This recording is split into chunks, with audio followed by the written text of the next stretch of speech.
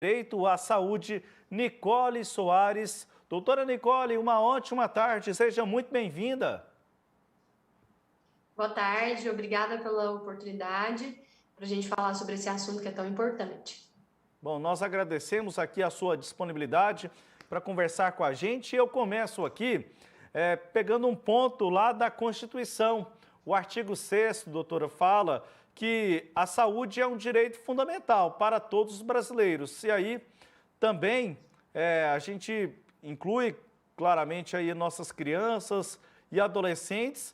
Então, partindo aí do que diz a Constituição Federal, como a gente pode analisar esta polêmica envolvendo a vacinação de crianças e adolescentes contra a Covid-19 e também quanto a outras doenças aqui no Brasil?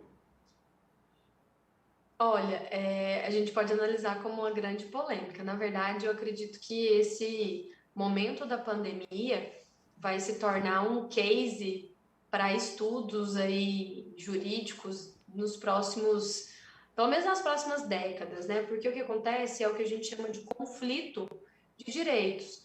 Quando a gente fala sobre direitos constitucionais, a gente tem o direito à saúde como uma garantia constitucional, mas a gente tem outras garantias constitucionais que também estão lá, né? Como a própria liberdade, o direito à vida, à educação.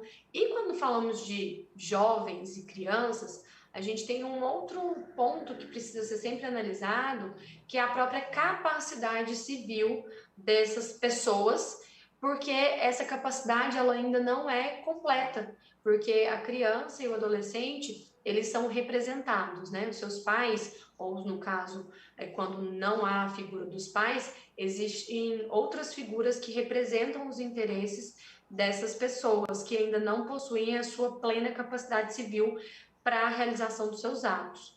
Então, assim, é de fato uma polêmica, é um ponto delicado. Ao mesmo tempo, no Brasil, nós temos um histórico muito robusto com relação à prática e à cultura da vacinação. Nosso Programa Nacional de Imunização, ele tem aí uma estrada considerável. Então, até o próprio Estatuto da Criança e do Adolescente trata da necessidade da vacinação.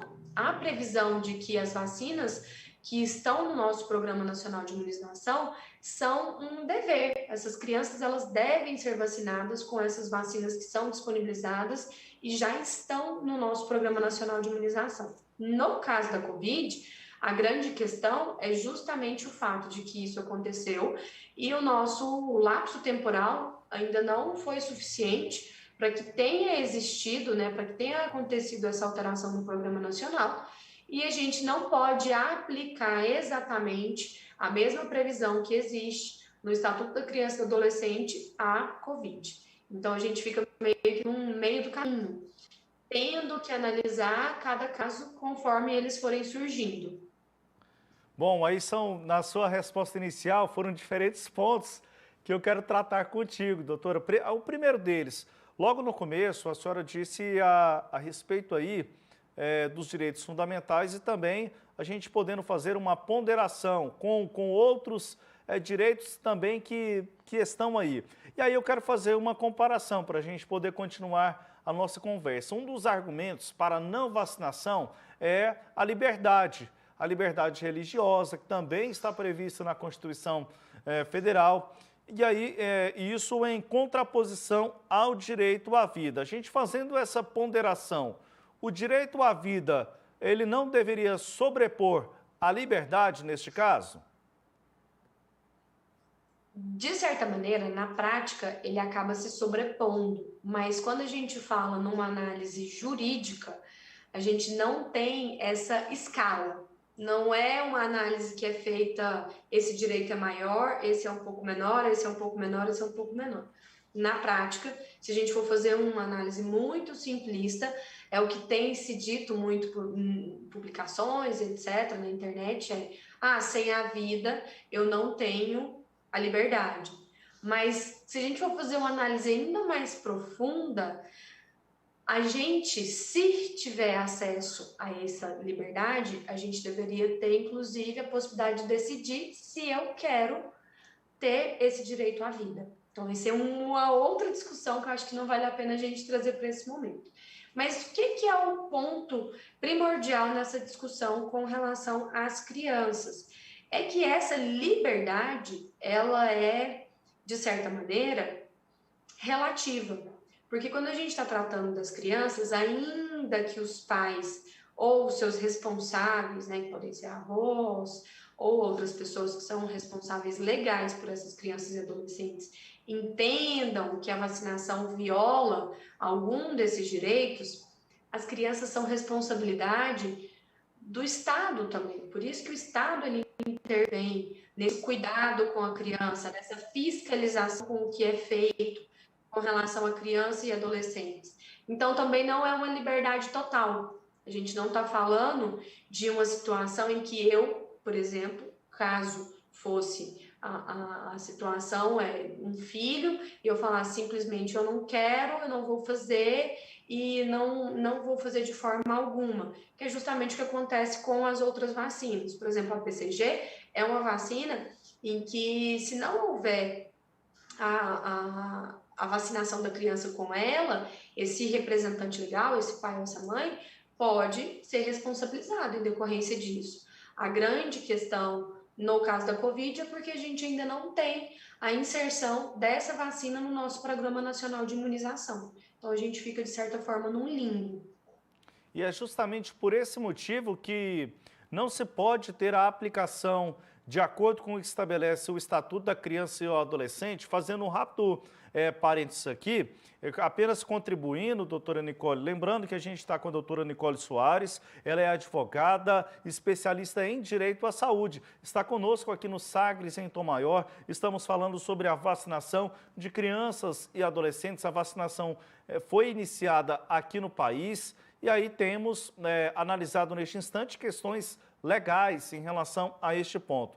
Doutor, eu citei aqui o Estatuto da Criança e do Adolescente, apenas fazendo aqui uma citação ao parágrafo 1º dele. Aí diz, lá no artigo 14, parágrafo 1º, é obrigatória a vacinação das crianças nos casos recomendados pelas autoridades sanitárias. Então, por esta ausência de inserção da vacina contra a Covid no Plano Nacional de Imunização, é por esse motivo que não podemos fazer de uma forma estrita a aplicação deste parágrafo 1º?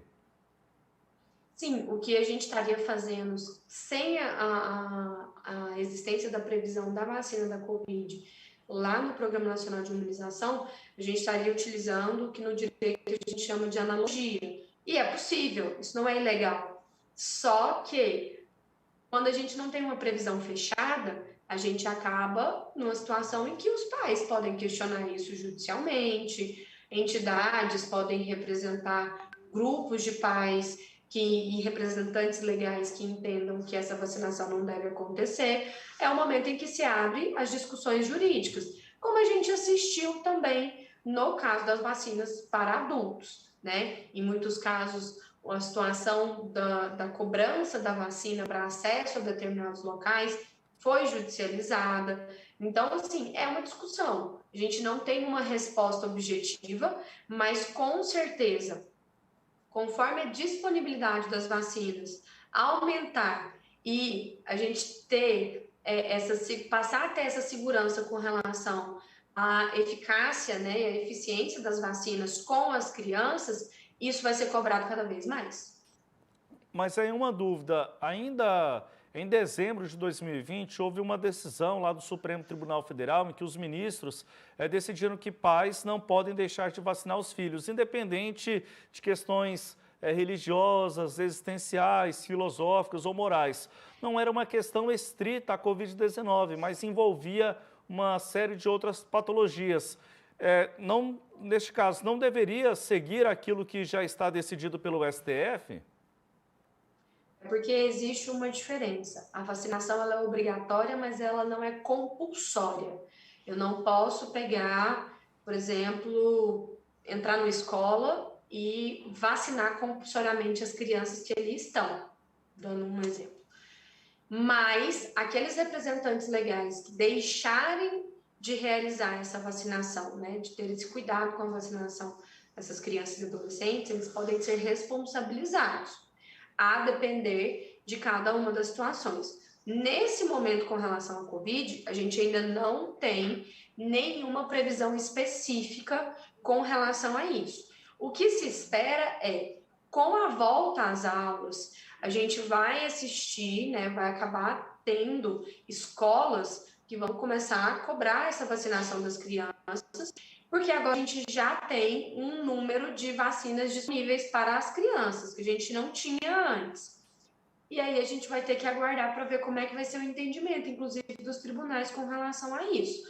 Lembrando que, no caso das crianças e adolescentes, essa liberdade de escolha acaba sendo relativa, porque essa liberdade de escolha, ela não pode violar o bem-estar dessa criança, desse adolescente. Então, são o que a gente chama de conflito de normas, né? É o conflito ali de direitos fundamentais, a liberdade, acesso à saúde, até a própria questão da educação entra nesse conflito, porque se eu determino que uma criança ou adolescente não pode frequentar a escola ou um curso, seja lá o que for, porque ele não foi vacinado, em uma outra ponta eu posso estar violando esse direito de acesso à educação. Então, é uma situação bastante complexa. É bastante complexa. E aí, novamente, voltamos, né, à questão da ponderação, né, que falamos aqui logo no início da nossa conversa. Mas aí, eu quero avançar no seguinte aspecto, doutora. Há muitos pais, não é, que têm essa dúvida, não é, em relação a isso, não é, em relação a esse instante que estamos vivendo. Então, a escola ou então qualquer outro local que tomar esse tipo de atitude, que pelo menos a análise que eu faço seria uma espécie de passaporte da vacinação. Isso sim é legal. A gente vai assistir uma discussão sobre isso com relação a entidades públicas e entidades privadas. O ente privado, né, a empresa privada, ela vai ter uma liberalidade maior para determinar isso, porque o espaço ali é privado, a prestação de serviço ali é privada e parte do seguinte pressuposto: quem está contratando aquele serviço tem a escolha de contratar ou não, ou pode contratar outro serviço que atenda à sua necessidade. No caso das entidades públicas, e aí a gente está falando de CMEs, creches, escolas, universidades e etc., a gente está falando de um espaço que é público. E aí o ente público, ele vai ter que determinar até que ponto você vai cobrar isso para que haja, novamente, o respeito ao quê? Aos direitos constitucionais. Porque aí eu tenho a educação, a liberdade, etc., entrando em choque com o direito à saúde. E até mesmo em muitas situações com o próprio direito à vida, né? Porque não só a saúde, mas a própria garantia ali da manutenção da saúde e a própria vida. Doutora, se eu não estou equivocado, aí no decorrer da nossa conversa, a senhora citando aí a questão da capacidade civil, ou seja, as crianças, adolescentes têm uma capacidade civil limitada, e aí me veio a lembrar aqui de outro aspecto legal também. Apesar de os pais terem uma responsabilidade sobre a vacinação, a própria Constituição, ela também, ela faz aí dá uma responsabilidade também à sociedade e ao Estado para que crianças e adolescentes sejam imunizadas. Como neste caso fica a responsabilidade por parte do Estado principalmente? Provavelmente, justamente em decorrência disso, é que o Estado, no que diz respeito à vacinação de crianças e adolescentes, ele vai ser mais incisivo. Então, a possibilidade de que creches, escolas, universidades implementem mecanismos para cobrar a existência dessa vacinação é bastante expressiva. Eu acredito que realmente vai acontecer isso. Porque se você não pode vacinar compulsoriamente, o mecanismo que você passa a ter é restringir acesso para que as pessoas entendam que essas crianças e adolescentes precisam ser vacinados. Então, se você vê a possibilidade de que o Estado possa ser omisso a partir do momento em que ele não tenha uma conduta ativa que imponha a essas pessoas restrições que façam com que elas busquem a vacinação, a ideia é que é melhor que o Estado tenha essa conduta do que ele incorra nessa omissão. Por exemplo, quando a gente fala em questões de restrição, poderia entrar, um exemplo hipotético aqui, inscrição em CAD único, transporte escolar, questões desse tipo que envolvem o poder público sem, de certa forma, comprometer o acesso à educação? Provavelmente, o que a gente vai conseguir estruturar é muito mais, por exemplo, o próprio acesso às escolas, porque aí você poderia dar a possibilidade de que a criança e o adolescente continue assistindo às aulas por videoconferência, mas não possa frequentar o mesmo ambiente com outras crianças e outros adolescentes. E aí você nem restringe o acesso à educação, que ela continua tendo acesso ali às aulas e conteúdos, ainda que a estrutura tem que ser pensada para isso, e é difícil você continuar com esse sistema híbrido, né? Você precisa de uma estrutura que seja realmente preparada para isso.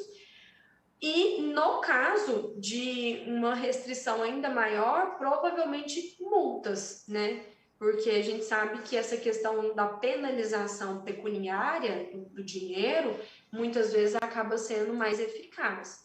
Acredito que esse tipo de restrição em cadastros acabe não sendo possível, porque você estaria penalizando essa criança ou esse adolescente por uma determinação, uma escolha que muitas vezes não foi ele ou ela que, não foi a criança ou o adolescente, que optou por isso. Então você também não pode correr esse risco, porque se não é uma escolha dele, como é que eu vou penalizá-lo, né? Isso também seria injusto. Então é preciso ainda pensar em como isso vai ser feito, né? Porque realmente são muitos interesses, são muitos direitos, inclusive constitucionais, que estão aí em choque.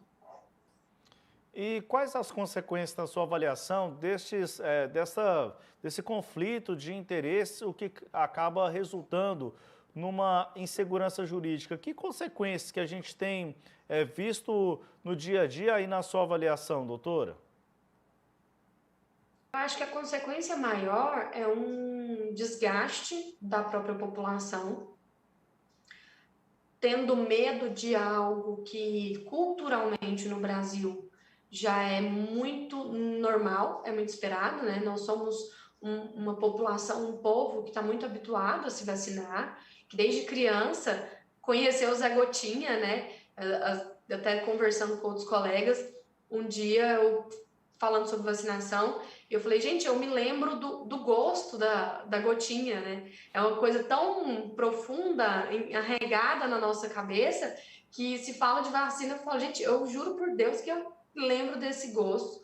Acho que é um desgaste social, há uma fragilização do nosso sistema único de saúde, porque você passa a descredibilizar todo um trabalho que foi feito ao longo de décadas relacionados à estruturação do nosso Plano Nacional de Imunização, que é feito pelo Sistema Único de Saúde. Lembrando que o Brasil é o país com o maior sistema único de saúde, com acesso universal, que é esse acesso que a gente fala de maneira, de certa forma, equivocada, mas de acesso gratuito. E o nosso programa de imunização, ele é uma referência mundial.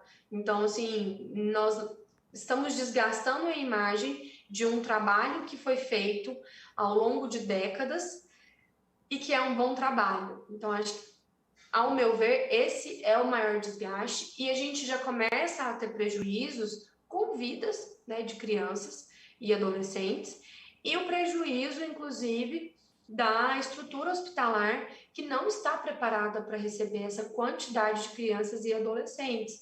A gente sabe que a estrutura hospitalar existente para o atendimento pediátrico, ela é restrita, ela tem uma quantidade que muitas vezes já é insuficiente para o atendimento convencional e com a possibilidade com a realidade do aumento dos casos de Covid, já está apresentando sinais de superlotação.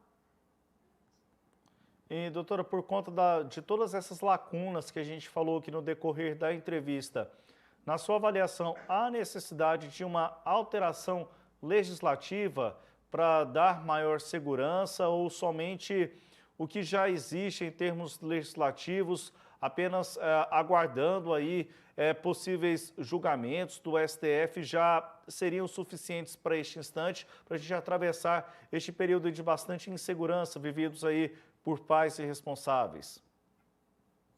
Sendo muito realista, se a gente for analisar o movimento legislativo e todo o tempo que é necessário para que algo seja votado, para uma matéria ser discutida, nesse momento, esse movimento ele pode, inclusive, demorar tanto que a gente já perdeu o que a gente chama de timing, né? A gente não vai Ainda mais em conseguir ano eleitoral, né, doutora? E a gente está falando de 2 anos em que as crianças e adolescentes já estão fora das escolas, famílias que precisam desse suporte escolar para conseguirem voltar a uma normalidade, né, vamos chamar assim. Tem pais e mães e representantes legais que deixaram de trabalhar para cuidar dessas crianças, porque as crianças não podem ir para a creche, não podem ir para a escola. Então, esse prejuízo é muito grande. E essa canetada, né, que a gente tem esse jargão, não necessariamente vai conseguir acontecer na velocidade em que a gente precisa que a vacinação aconteça. Então, uma campanha de conscientização, de esclarecimento da população, muitas vezes pode ser muito mais eficiente, muito mais eficaz do que essa imposição legal, né? Que a gente sabe que se imposição legal resolver esse problema, a gente não teria mais problemas, por exemplo, com a direção por pessoas alcoolizadas, violência doméstica e etc. Porque a gente já tem legislação que proíbe isso e ainda assim acontece. Então, apesar de ser advogada, apesar de entender todos os mecanismos jurídicos e de entender a necessidade da existência deles, em situações como o que a gente está vivendo, não necessariamente a legislação vai conseguir ser a ferramenta adequada para isso. Tá certo, doutora. Quero agradecer bastante aqui a sua participação na Sagres, aqui no Sagres em Tom Maior, em que a gente pôde falar bastante sobre os aspectos legais da vacinação para crianças e adolescentes. Aprendi bastante contigo aqui nesta conversa. Muito obrigado. Até uma próxima oportunidade conosco. Eu que agradeço. A gente sempre aprende em conjunto, porque o tema é novo e é muito complexo, e fico à disposição. Nós conversamos aqui no Sagres, em Tom Maior, com a advogada especialista em Direito à Saúde, Nicole Soares.